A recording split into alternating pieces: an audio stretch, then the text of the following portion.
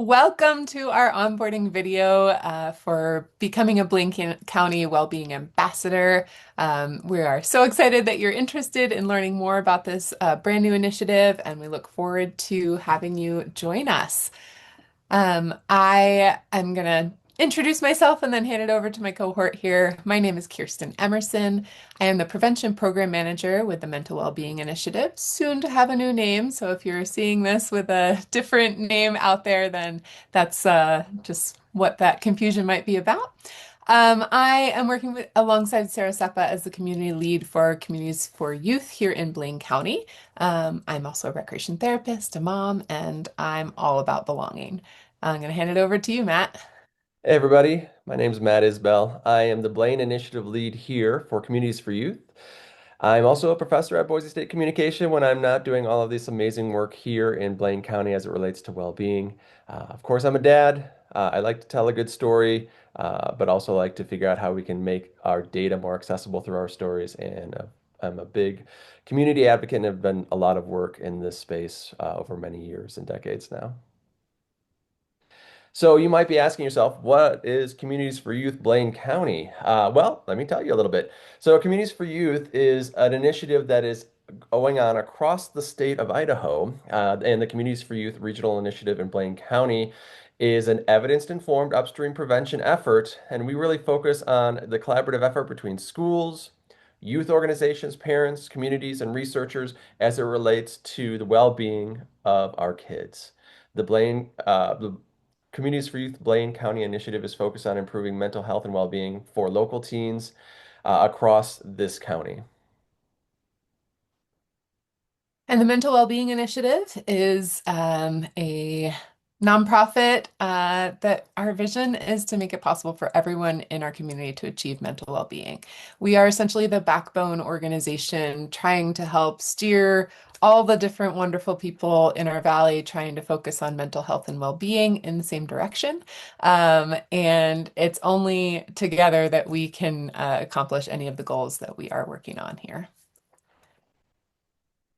So our shared mission with Communities for Youth and the Mental Wellbeing Initiative is it's simple. It's to advance well-being in our community by harnessing the power of connection. And that's why we're here tonight. So what is social connection? It's easy to say, oh, I understand social connection. I get it. I'm just connected with so many people through my socials apps, but that really only measures to some degree the quantity of the amount of connections that we've made, and also suffers in somewhat the quality of our relationships, because just because we're connected doesn't mean we have a quality of authentic relationship with the people that we're connected to. So, when I think of social connection, it's really about the quantity and quality of our relationships to our family members, our friends, our community. For our kids, we also are especially interested in what kind of trusted adults that they have, like their neighbors or their coaches. It's people that are beyond just the family unit, and who they can go to when they have questions. What is their expansive connection that they make? It is the opposite of social isolation and loneliness, as you can imagine, but there's so much more to it. Everyone connects in different ways. And so that's why I think it's important to think about quantity and quality, because for some people, it's about having a lot of different and varied connections so that they can be kind of their self to different people at different times. And that's great. Some people only need one or two really good, authentic connections, but it's at the end of the day, whenever those connections and however many you have, it's really about feeling seen, being supported, being cared by those that are around you, feeling that care, being able to be yourself. Now, as you can imagine, we can put a list of who you should be connected to, but every list that you have out there, they probably have some pros and cons. Family can be very helpful in terms of care and being your authentic self, but I can also think of plenty of, instances where family could be a hurtful factor, maybe not the connection point that you're looking for. In teens, some social connections might encourage behaviors like substance use, risky behaviors, risky driving, and others connection moments you might say, man, I'm so thrilled that my kid is connected with this other kid because they really are the best versions of themselves when they're together. And so social connection is a little bit about the needs of each individual, but we also need to acknowledge that we have those needs. We're social creatures, and making connections has so many benefits for us. Why do we focus on social connection in youth particularly? Well, the evidence is clear. If you look at the depression rates in Blaine County as a whole, then this is from 2025. This was a survey taken by most of the schools in the Blaine County School District. So I'm not talking just Blaine County, but also Sage and Syringa. This is the results from that survey, and you can see across the board that boys and girls have good depressive rates, but there's still plenty of work to do. Across the board, girls struggle a little bit more with feelings of moderate to severe depression, and that depression is somewhat driven by a lack of social connection that they're looking at. And beyond that, only 35% of our teams reported that they were sure that they had a trusted adult or caregiver outside of their family members. So really, only about 1 in 3 that you might talk to of our teens here in Blaine County really feel like they have someone they can feel safe going to talk about things other than a family member. These are some of the reasons that we're really looking at social connection overall. Those connective value can also really help drive some of these numbers about depression down. And so why focus on social connection for adults? Similarly to the data we collect on youth through the um, Communities for Youth, we also work with the Katz Amsterdam Foundation to collect data on the adults living in our community.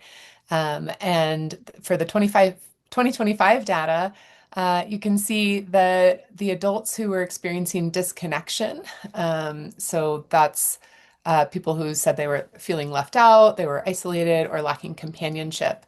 Um, the numbers are not terrible across the board, but you can see some key groups here that are really the focus areas that we would like to target to help them feel a little more connected and a little more like they belong. There were much higher rates of this disconnection in those who are in the low income category, those who are Hispanic, and the LGBTQIA plus population. And research nationwide suggests that social connection, the health of our relationships, can really just be a driving factor for adult well-being too. So, what are we doing with this well-being ambassador thing? Um, Tell me, Kirsten, I want to know. we are going to work together within our little micro communities to build positive connections that support well-being for the youth and the adults in Blaine County. We are looking for ambassadors from ages 14 plus who are interested in being just that connective tissue of from a social piece within their own little micro community. That might be a neighborhood, that might be a a sports team or a work environment. It might be a faith community. There's all different types of places that you might find an ambassador for well-being. There are three core activities that we expect of our ambassadors. So first is just looking at, like I said, it might be coming from various different micro communities here, but the focus is on community building. And so just the simple facts of saying hi to a neighbor, greeting them by name, inviting somebody in for coffee, striking up a conversation, holding the door for somebody, helping somebody out. Those little moments that they don't take a whole lot of time. Those are the building blocks of deep connection, and the deep connection is the protective factor that we are trying to address here with this initiative. Core activity number 2, you become our eyes and ears in these micro communities. And that's so important for how we get to understand what's going on across Blaine County writ large. So it's a two-way connection activity. We look and hope that as you engage, you can share the feedback and needs back to us as it relates to what you're hearing, what resources we might be able to build out for you. We can provide information and support back to you in ways that make you feel authentically like that you have the support you need. We don't pretend that you will be well-being experts, but we do want to have the resources available to you so that when you have a conversation with someone and they're like, "Oh, I wish I knew more about X, Y, and Z," you now have a resource to come back to and say, "I don't know much about that. Can you help me so that I know how to answer these questions if they come up again?" It's that two-way flow that ensures a we better support the Wood River Valley. We support you and the work that you're doing to help us reach more communities across Blaine County.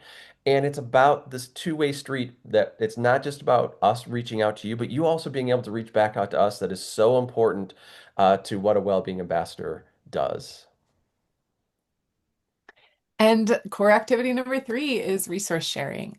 We will have opportunities to offer some training, some just discussions within our team to provide resources and connections on what is out there in Blaine County to help support mental health. I mean, I have been uh, involved in this for a short period of time here, and there's such a plethora of resources that I didn't even know existed before I came in and joined the initiative here. So, sharing some of those resources and just knowing that there's something out there, or even if you don't know, having this network of people to connect with to say, hey, I've got this neighbor who was asking me about such and such, and oh, actually, this other person knows about some way to help that. So, just that resource sharing and collaboration to support the people in your micro community that you're interacting with on a regular basis.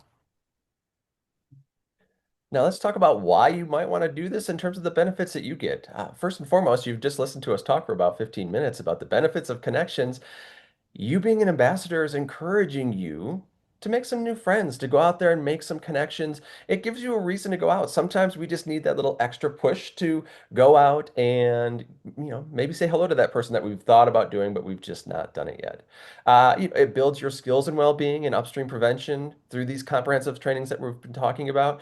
And just having those skill sets and that skill development is so useful for our overall understanding of where we're at in terms of well-being.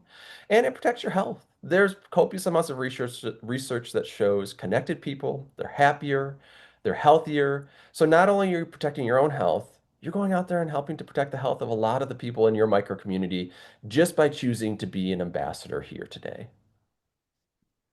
So, what do we expect of you?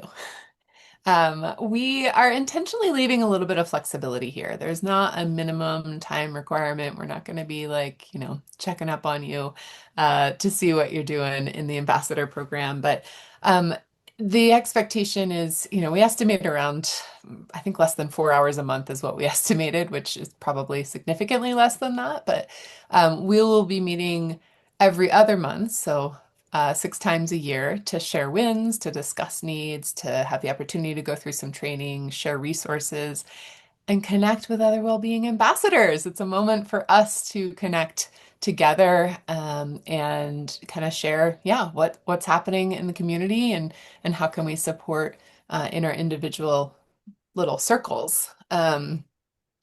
We ask ambassadors to show up consistently when you can. I mean, we understand that life happens and you won't be able to be there every single time, but to show up consistently and to try to commit for maybe at least a year, just to help us build the momentum and spread this through our community. And yeah, so next steps, what else do we do here? You've watched our video. Wrapping it up here. If you are feeling like this is in an alignment for what you have the bandwidth to give and the interest in just being that connective tissue, like I mentioned, of saying hi to neighbors and helping to normalize the conversation around well-being, um, then we encourage you to use the top QR code here, the one with the white background. That is our ambassador enrollment form. And we have a handful of questions on there to just to get to know you a little bit. Obviously collect your contact information, but also figure out where are you in, what pockets are you in our community? Because we really want to build this as a representative group of our community to make sure that there's no massive voids of not having an ambassador here. So how can we get somebody in there? So that just helps us to understand the representation and how our ambassadors are mirroring the people that are in our community. The second QR code here is just to sign up for our newsletter. We might not have an ambassador meeting for a couple of months from when you watch this video, depending on when you watch it. And so signing up for our newsletter, making sure that you are tracking what is happening in our community. There's all sorts of events that go out monthly to keep you up to date on what's happening. Also, my email's on here. Please feel free to reach out if you have questions, if you, yeah, need more information, and invite your friends. We're looking, Yes. find a friend from a different circle and bring them in here. We want to grow this program. Thank you so much, everyone, for your interest and time in this. It's really you and your effort that make this possible, and we are so excited to see how this initiative and the Well-Being Ambassadors can grow in Blaine County. Yeah, thank you so much for watching. We look forward to meeting you.